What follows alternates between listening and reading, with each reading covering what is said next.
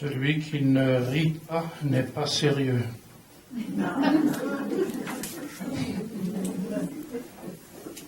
Alors j'ai une autre histoire de chien ici.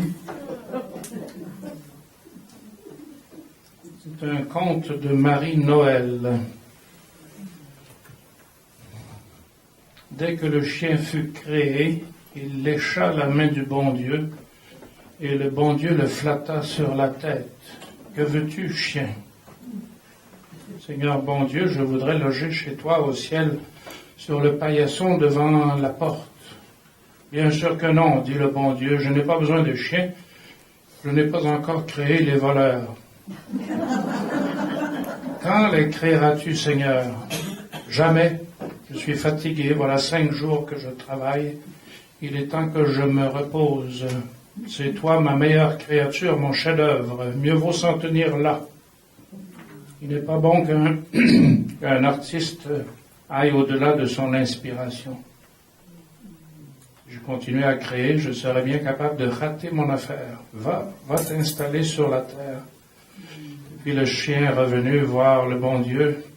« Toi, Seigneur, mon maître, ne pourrais-tu pas, toi aussi, t'installer sur la terre? »« Non, dit le bon Dieu, non, chien. Je t'assure que je ne peux pas du tout m'installer sur terre. J'ai bien d'autres chats à fouetter. Le ciel, les anges, les étoiles, je t'assure, c'est tout un tracas. »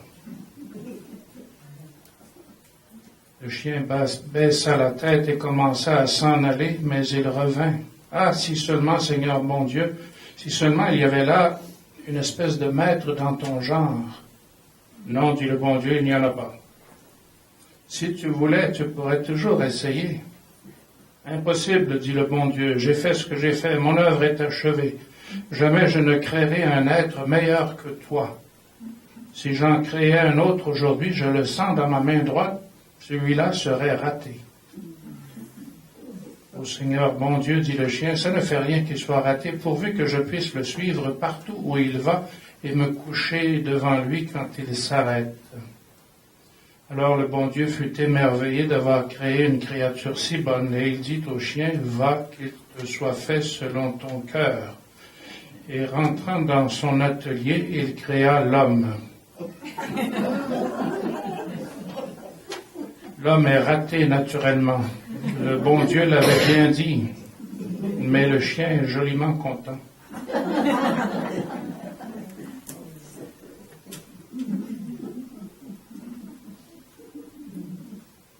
L'homme est raté, c'est le péché originel, ça, je pense.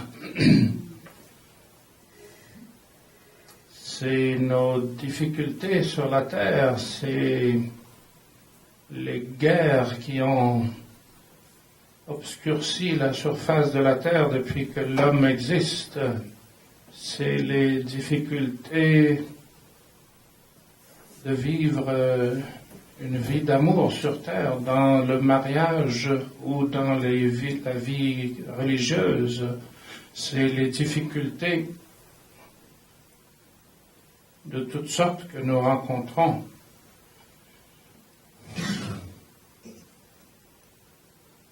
Et c'est un problème, bien sûr, c'est le plus grand problème sur la terre, la difficulté d'aimer. Il y a quelqu'un qui a dit une belle chose là-dessus.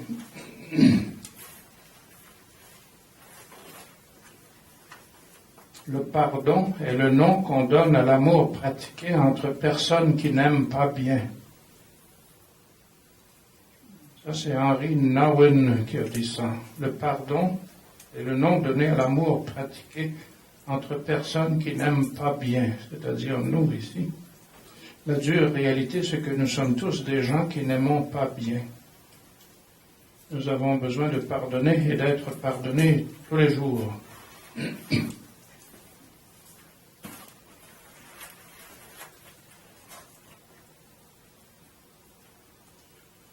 Dans notre retraite, on a commencé par la soif de l'infini. Ça continue, nous avons toujours soif d'infini. Une soif qui est étanchée par une présence. Dieu est présence, le silence est présence. pour ça qu'on fait silence dans une retraite, parce qu'on trouve facilement la présence de Dieu dans le silence. Et la présence de Dieu nous émerveille. Nous sommes émerveillés et remplis de joie par sa présence. Et remplis d'énergie, de désir d'entrer dans le projet de Dieu. La présence de Dieu est aussi celle qui nous libère du mal, dans ce sens que lorsque vous allez visiter quelqu'un à l'hôpital, il a toujours la jambe cassée, celui qui est à l'hôpital, puis il ne va pas guérir plus vite, mais le fait d'avoir une visite, ça change tout. La présence donne de l'espérance. La présence a toujours un enfant qui s'appelle l'espérance. Et l'espérance fait marcher jusqu'au-delà de la peur, dit la chanson.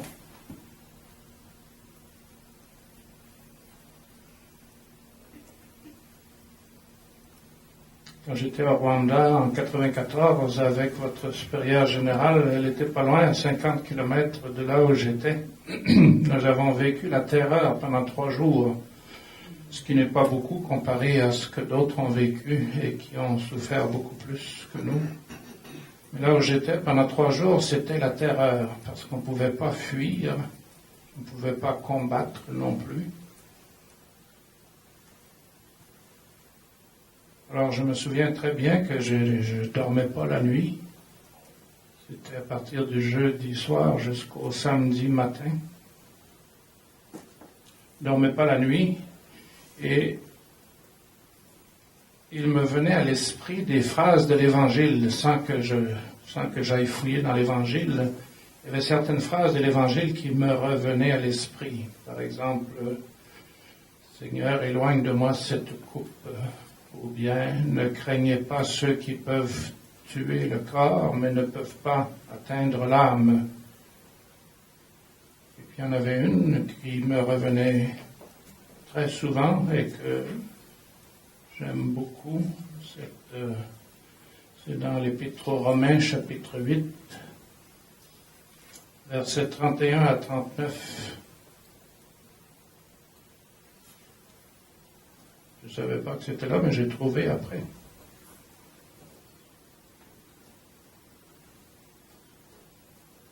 Qui nous séparera de l'amour du Christ? La détresse, l'angoisse, la persécution, la faim, le dénuement, le danger. En tout cela, nous sommes plus que vainqueurs par celui qui nous a aimés. J'en ai l'assurance, ni la mort, ni la vie, ni les anges, ni les dominations, ni le présent, ni l'avenir, ni les puissances. Rien ne pourra nous séparer de l'amour de Dieu manifesté en Jésus le Christ, notre Seigneur. Alors, c'est des phrases comme cela qui me venaient à l'esprit, qui me gardaient dans l'espérance, mais j'étais terrorisé en même temps. C'est possible d'être dans une paix très profonde, une espérance profonde, et d'être terrorisé en même temps. La paix est juste un petit peu plus profonde, mais c'est pas facile à vivre. Je n'avais pas lu encore Saint Jean Chrysostome, qui a écrit ceci en l'an 401. Les vagues sont violentes, la houle est terrible, mais nous ne craignons pas d'être engloutis par la mer, car nous sommes debout sur le roc. Que la mer soit furieuse, elle ne peut briser ce roc. Que les flots se soulèvent, ils sont incapables d'engloutir la barque de Jésus. Que craindrions-nous? Dites-le-moi. La mort?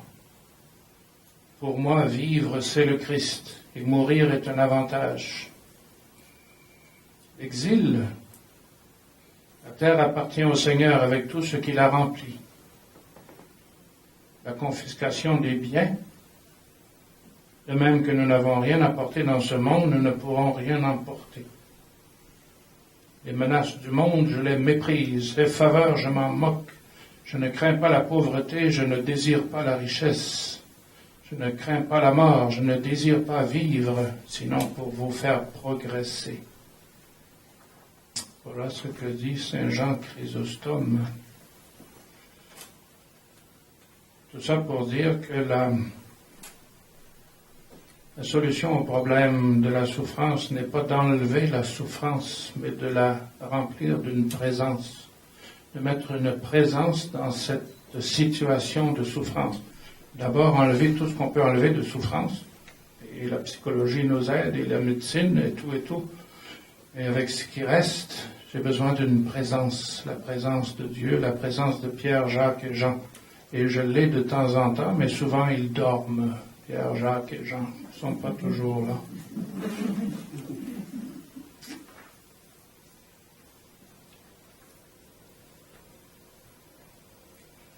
Et quand on me fait mal, la solution, c'est aussi le pardon. Et le pardon, c'est pas si facile que ça. Je vais vous donner quelques exemples.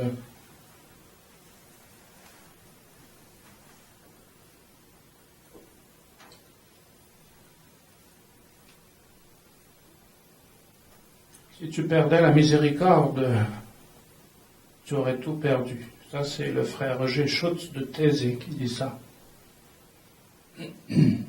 Heureuse la communauté qui devient un abîme de bienveillance. Elle laisse transparaître le Christ incomparable. Et Saint Jean de la Croix disait, si vous arrivez dans une communauté et vous n'y trouvez pas d'amour, mettez-y de l'amour et vous y trouverez de l'amour.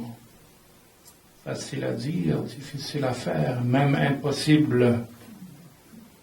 La semaine dernière, nous avons terminé l'année au centre 4 saisons et on était réunis en cercle et je voyais toutes les sœurs et parce que les prêtres aussi, on a quelques prêtres. Et je les regardais un par un. Et je les connaissais assez bien. Plusieurs d'entre elles étaient venues me voir pendant toute l'année. Et je les regardais, puis je voyais la beauté de chacune et la différence de chacune. Des personnes très différentes de tous les pays du monde et tous les caractères. Et je me disais, quelle beauté, la première chose que je me disais. La deuxième, c'est pas possible de mettre ce monde-là ensemble. Ils sont tellement différents, tellement différentes. Comment faire une communauté avec tout ce monde-là? C'est pas possible. Et c'est là que je comprends que la seule solution, c'est la présence du Christ parmi nous qui peut nous rassembler, qui peut faire de nous une communauté. Autrement, c'est pas possible, ça n'a pas d'allure. Nous sommes trop différentes. Et je voyais chacune des personnes et je me disais, chacune de ces personnes-là, si on prend le temps de l'écouter, si on prend le temps d'être avec, de marcher avec, il faut marcher 1 mille dans les mocassins de ton frère et tu le comprendras. Ça, c'est un proverbe amérindien. Alors, si on prend le temps d'écouter, de respecter chaque personne, on a affaire à une perle qui peut enrichir une vie communautaire. Mais c'est très difficile à vivre et c'est impossible. C'est pas difficile, c'est impossible. C'est pour cela que à Dieu, nul n'est impossible. Voici des exemples de pardon nécessaire. Il y en a qui sont drôles.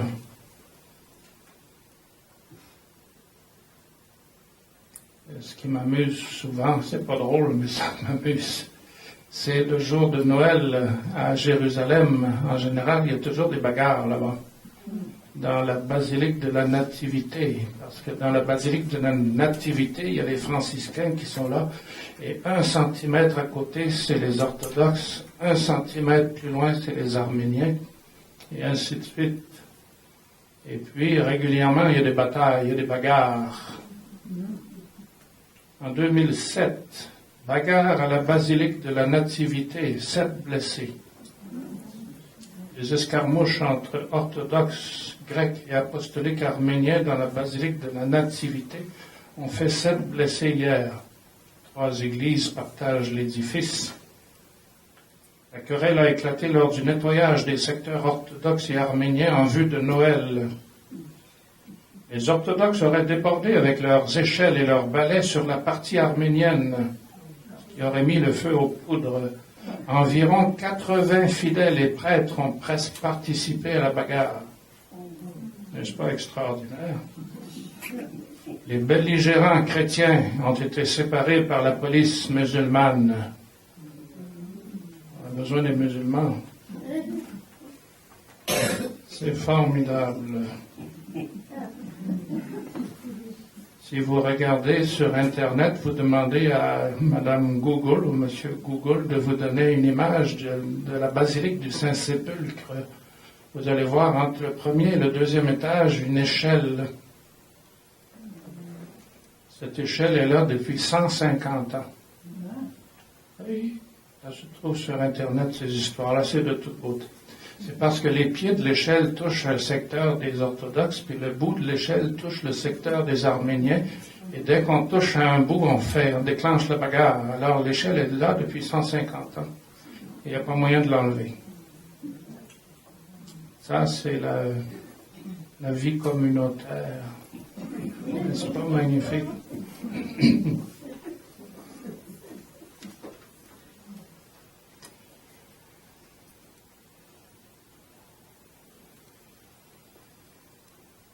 Charles Curran, c'est un théologien américain qui a été condamné par le cardinal Ratzinger en 1985, je crois. Alors, il a été appelé par la doctrine de la foi à Rome. C'est un grand théologien américain qui enseigne ou qui a pris sa retraite, mais il ne pouvait plus enseigner dans les universités catholiques après avoir été condamné par Rome. Alors, il est allé voir le cardinal Ratzinger avec 6 de ses compagnons théologiens. Il a rencontré le cardinal Ratzinger, puis il a vu qu'il avait perdu la bataille avec Ratzinger. Et le lendemain, il célébrait l'Eucharistie avec le père Bernard Ehring, qui est un grand théologien moraliste que vous connaissez, dont vous avez entendu parler. Et le père Bernard Ehring, qui célébrait la messe, il a choisi, ou bien l'évangile était celui de l'enfant prodigue. Et le père Ehring, il a dit quelque chose comme ceci. Il a dit, en ce moment, l'Église hiérarchique est l'enfant prodigue.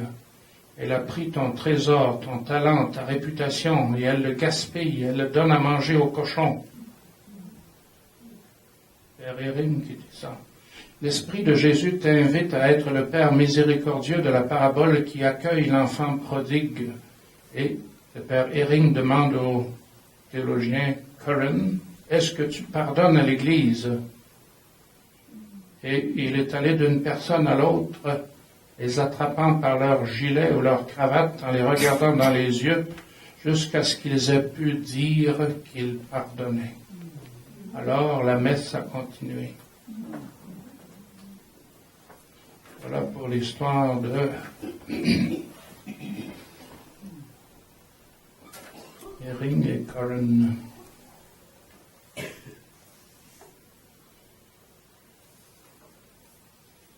Le pardon, c'est pas facile. Il y a 12 étapes du pardon. Si vous regardez le livre de Jean Montbourquette, 12 étapes.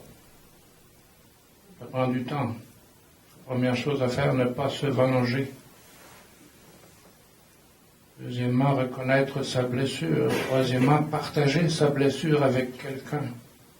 Faire le deuil de ce que j'ai perdu. Accepter d'être en colère et de vouloir se venger, mais c'est des tentations. Se pardonner à soi-même. Comprendre son offenseur. Trouver dans sa vie un sens à l'offense. Savoir que j'ai besoin d'être pardonné. Cesser de s'acharner à vouloir pardonner. Recevoir la grâce de pardonner. Et puis, décider de mettre fin à la relation ou la renouveler. Ça, c'est des choses qu'on connaît et qu'on trouve facilement. Les 12 étapes du pardon. C'est que les psychologues se sont aperçus que les gens qui ne pardonnaient pas, ils avaient mal au ventre, mal au dos, puis ils avaient des maladies de cœur, puis mal au foie, puis mal ici, mal là. Alors ils ont dit, c'est bon pour la santé de pardonner. Il n'y a pas de psychologue aujourd'hui qui ne parle pas du pardon. C'est entré dans la psychologie moderne. Ça fait 2000 ans que l'Église dit la même chose, mais on pardonne pas pour être en bonne santé, on pardonne parce que Dieu me pardonne.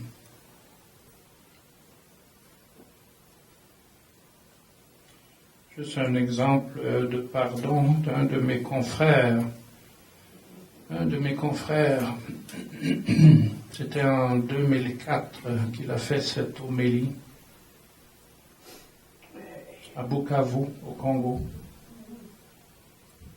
Il était revenu du Niger où il travaillait pour faire le deuil de 23 membres de sa famille qui ont été tués au mois de mai 2003. C'est arrivé à 2 reprises qu'il y a eu des membres de sa famille qui ont été tués. En 2003, c'est 23 membres de sa famille. En 2004, 13 autres. Le 20 mai dernier, j'ouvris mon courrier électronique et je découvris cette nouvelle terrible. 13 membres de ma famille ont été tués par des combattants. Ce chiffre venait alourdir le bilan déjà lourd des morts dans ma famille proche, c'est-à-dire une 20aine. Ma prière en ce moment précis fut de demander à Dieu de me préserver de la haine et de la soif de vengeance, surtout de me donner la grâce nécessaire de pardonner. Père, pardonne-leur car ils ne savent ce qu'ils font.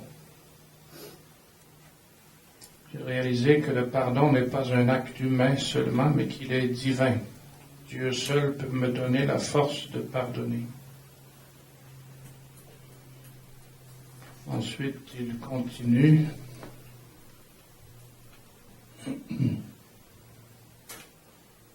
À travers cette épreuve, plusieurs éléments m'ont aidé à tenir le coup et à avoir cette force intérieure. Une confiance absolue en Dieu, mon Rédempteur, qui est vivant et qui écrit tout droit sur des lignes courbes. L'amitié des confrères, l'Église du Niger et les musulmans, la prière pour intérioriser ce drame qui entre dans mon histoire personnelle, et la retraite spirituelle que j'ai faite avec le livre de Job.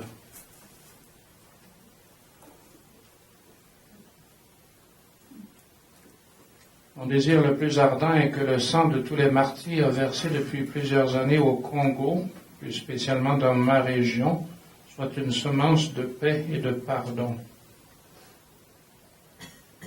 Honorer leur mémoire, c'est prendre le chemin de la paix et du pardon et bannir de sa vie la haine et le tribalisme. Voilà un exemple de pardon. Il y en a tout plein d'autres.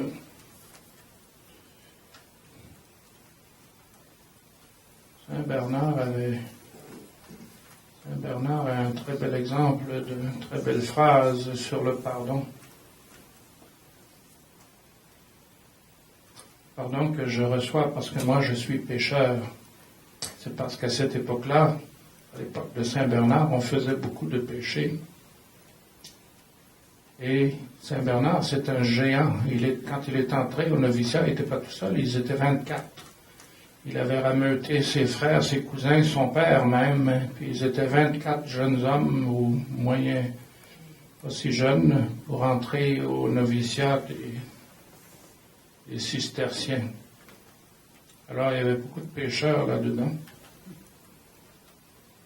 Il dit ceci, toute âme, même chargée de péché, retenue par les plaisirs, emprisonnée dans son exil, incarcérée dans son corps, clouée à ses soucis, distraite par ses affaires, figée par ses frayeurs, frappée de multiples souffrances, allant d'erreur en erreur, rongée d'inquiétude, ravagée de soupçons, étrangère en pays ennemi. Vous êtes reconnu quelque part dans tout ça. Toute âme, dis-je, en dépit de sa damnation et de son désespoir, peut trouver encore des raisons non seulement d'espérer le pardon et la miséricorde, mais encore d'aspirer aux noces du Verbe. pourvu qu'elles ne craignent pas de conclure un traité d'alliance avec Dieu et de se placer avec lui sous le joug de l'amour. Voilà ce qu'il dit du pardon que Dieu nous offre. Et il y a des beaux exemples. Je pense à la communauté, comment ça s'appelle, la communauté de religieuses en France, fondée par le père Lataste, où la moitié des religieuses sont d'anciennes prostituées. Et parce qu'il a fréquenté, il allait voir les prostituées pour leur apporter un secours spirituel, et il s'est aperçu qu'il y en avait qui avaient des vocations religieuses. Il a fondé une congrégation, et dans cette congrégation, il y a des sœurs qui sont des saintes, il y en a d'autres qui sont aussi des saintes, mais anciennement, qui faisaient un autre métier. Voilà pour le pardon.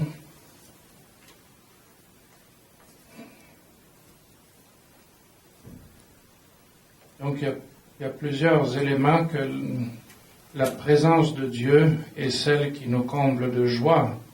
Mais quand je rencontre Dieu et quand je ressens l'amour de Dieu, je sais qu'il me pardonne mes péchés. L'enfant prodigue qui revient vers le Père, son Père, quand son père l'a embrassé, il a commencé à dire « Mon père, j'ai péché contre le ciel et contre toi », puis il s'est arrêté net. Pas nécessaire. Il a compris qu'il était pardonné puisque son père lui avait donné une accolade, il l'avait embrassé. Quand je rencontre Dieu profondément, je comprends en même temps que je suis pardonné. Et quand je comprends que je suis pardonné, la vie me revient et je me remets à vivre et je vais festoyer avec les employés, avec tout le monde et on va tuer le veau gras. Et le sacrement du pardon vient après. Dans cette retraite, nous n'aurons pas de célébration communautaire du sacrement du pardon. Mais j'aimerais qu'on comprenne que la vie est plus importante que les sacrements qui la célèbrent. Le pardon de Dieu, c'est offert, il est offert 24 heures par jour, 7 jours par semaine, 24/7, comme disent les Américains. Le pardon de Dieu est toujours offert. Il suffit que je me tourne vers Dieu avec un regret de mes fautes. Et je suis pardonné. Et la vie me revient. Et je continue à vivre. Mais je suis tellement content d'être pardonné comme cette pécheresse chez le Simon le pharisien, que j'ai le goût de célébrer cette vie et ce pardon. Et c'est ça le sacrement du pardon. Lorsque vous allez au sacrement du pardon, autrefois, rappelez-vous quand vous étiez petite, le pauvre vicaire, il avait 250 enfants à confesser. Le curé de son bord, le vicaire de l'autre, les garçons d'un bord, les filles de l'autre. Alors, dans ce temps-là, on avait le droit à 3 péchés seulement. Je ne sais pas vous autres, mais... parce qu'il n'y avait pas le temps. Alors, on entrait dans le confessionnal, on disait nos péchés, puis floup, on sortait. La confession, c'était péché, le péché. Et c'est pas ça du tout. Le sacrement du pardon, le sacrement de la réconciliation, il faut qu'il y ait une réconciliation, il faut qu'il y ait un pardon qui est donné, et la joie qui revient, et le désir de célébrer. Le banquet chez l'enfant prodigue qui est revenu et qui est réconcilié, le banquet était là pour célébrer le retour de l'enfant prodigue, pas pour s'appesantir sur ses péchés. Alors, quand vous irez au sacrement du pardon, que ce soit pour fêter votre vie, fêter le retour, fêter la réconciliation, fêter la vie que rien n'arrête. Et ça prend aussi au moins un péché, trouvez-en au moins un. Mais ça prend surtout une affirmation de foi, Dieu me pardonne, je le sais, j'ai confiance dans ce pardon de Dieu, et je veux célébrer la vie qui me revient. Tout le monde a besoin du pardon de Dieu. C'est dans l'Église catholique surtout qu'on a ce signe du pardon. Mais le pardon, tout le monde en a besoin. On a le signe du pardon, c'est pas le signe du péché. Mais on est resté dans notre tête avec le sacrement du pardon, péché, mal. C'est pas ça. C'est pas ça du tout. C'est le sacrement de la réconciliation de la vie, comme cette femme-là qui va chez Simon le pharisien.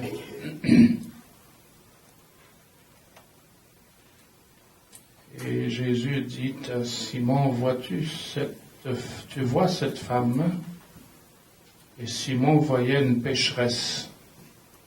Jésus voyait une femme pleine d'amour, pleine de joie, pleine de reconnaissance. Je suis entré dans ta maison, tu ne m'as pas versé d'eau sur les pieds, mais elle a baigné mes pieds de ses larmes et les a essuyés avec ses cheveux. Tu ne m'as pas donné de baiser, mais elle, depuis qu'elle est entrée, n'a pas cessé de me couvrir les pieds de baisers. Tu n'as pas répandu d'huile sur ma tête, mais elle a répandu du parfum sur mes pieds. Si je te déclare que ces péchés si nombreux ont été pardonnés, c'est parce qu'elle a montré beaucoup d'amour. Mais celui à qui on pardonne peu montre peu d'amour. Donc, elle est remplie d'amour parce qu'elle se sait pardonner. Alors c'est ça la bonne façon de s'approcher du sacrement du pardon. Et puis, s'approcher du sacrement du pardon, ça nous pousse aussi à pardonner aux autres. Un des plus beaux exemples de pardon qui a été donné, c'est Christian de Chergé, qui a été assassiné en Algérie, à Tibérine, en 1996.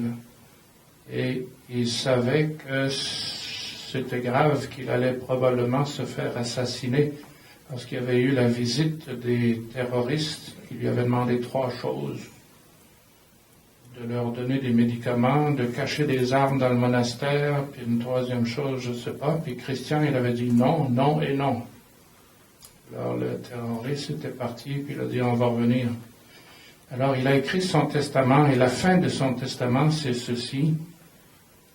Et toi aussi, l'ami de la dernière minute, ça veut dire celui qui va venir l'assassiner. Toi aussi, l'ami de la dernière minute, qui n'aura pas su ce que tu faisais, oui, pour toi aussi, je le veux, ce merci et cet adieu envisagé de toi. Et qu'il nous soit donné de nous retrouver, larrons heureux, en paradis, s'il plaît à Dieu, notre Père à tous deux. Amen, Inch'Allah. Voilà pour la réflexion d'aujourd'hui, et le Saint-Esprit va vous faire comprendre beaucoup mieux que moi ces choses-là. Bonne soirée.